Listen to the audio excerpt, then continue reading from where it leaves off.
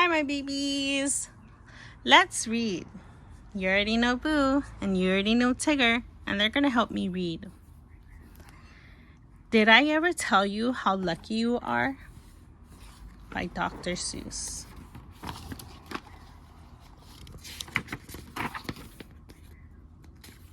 When I was quite young and quite small for my size, I met an old man in the desert of Dries.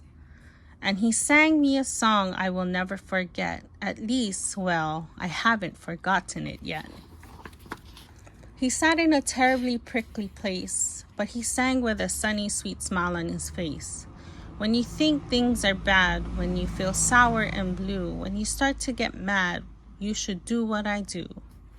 Just tell yourself, ducky, you're really quite lucky. Some people are much more, oh, ever so much more, oh, much more unlucky than you. Be glad you don't work on the Bungabung Bridge that they're building across Boober Bay at Boom Bridge. It's a troublesome world. All the people who are in it are troubled with troubles almost every minute. You ought to be thankful, a whole heaping lot, for the places and people. You're lucky you're not. Just suppose, for example, you lived in Gazait and got caught in that traffic on Zait Highway 8. Or suppose, just for instance, you live in Gazir, with your bedroom up here and your bathroom up there. Suppose, just suppose, you were poor Herbie Hart, who was taking his thrumdambulator apart. He never will get it together, I'm sure. He never will know if the gick or the goor fits into the shucks or the snooks or the snore. Yes, ducky, you're lucky you're not Herbie Hart, who has taken his thrumdambulator apart. Think they worked you too hard? Ooh. Think they work you too hard? Think of poor Ali Sard. He has to mow grass in his uncle's backyard, and it's quick-growing grass, and it grows as he mows it. The faster he mows it, the faster he grows it. And all that his stingy old uncle will pay for his shoving that mower around in that hay is the piffulous pay of 2 duklas a day. And Ali can't live on such piffulous pay. So he has to paint flagpoles on Sundays in grooves. How lucky you are you don't live in his shoes. And poor Mr. Bix, every morning at 6, poor Mr. Bix has his born fit to fix.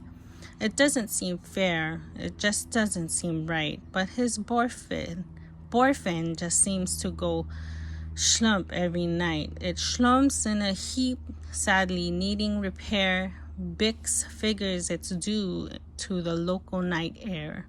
It takes him all day to unschlump it, and then the night air comes back and it schlumps once again. So don't you feel blue. Don't get down in the dumps. You're lucky you don't have a boyfriend that schlumps. And while we are at it, consider the schlots, the crumble-horn, web-footed, green-bearded schlots, whose tail is entailed with unsolvable knots. If he isn't muchly more worse off than you, I'll eat my umbrella, that's just what I'll do.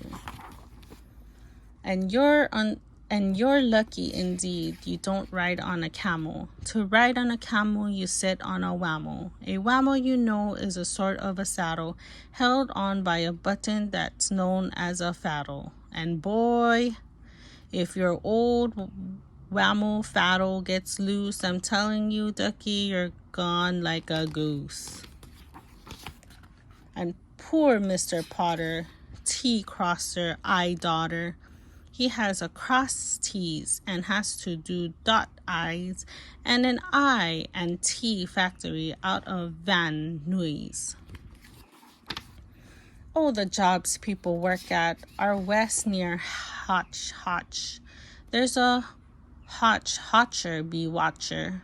His job is to watch, is to keep both eyes on the lazy town bee. A bee that is watched will work harder, you see. Well, he watched and he watched, but in spite of his watch, that bee didn't work any harder, not much.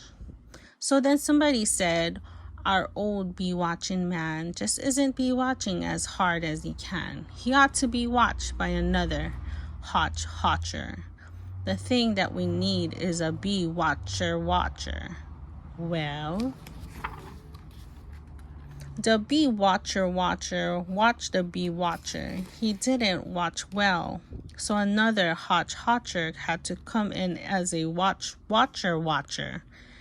And today all the Hotchers who live in Hotch are watching on watching and oh my gosh. Okay, let's start from here. Are watching on watching the watcher who's watching that bee. You're not a Hotch watcher, you're lucky, you see.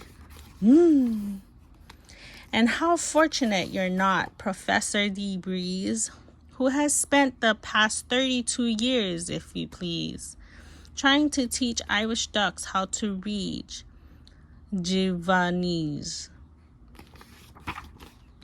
And think of the poor puffing Pugelhorn players who have to parade down the Pugelhorn stairs every morning to wake up the Prince of Boken.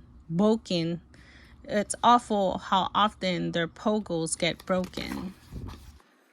And oh, just suppose you were poor Harry Hoddle.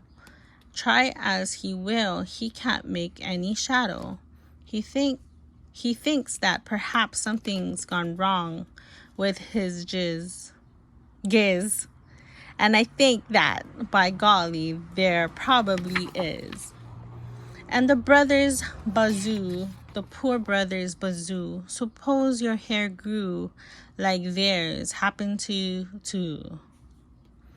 You think you're unlucky, I'm telling you, ducky. Some people are muchly, oh, ever so muchly more unlucky than you.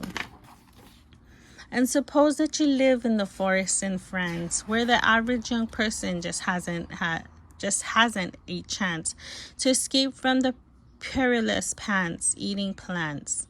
But your pants are safe. You're a fortunate guy, and you ought to be shouting, how lucky am I.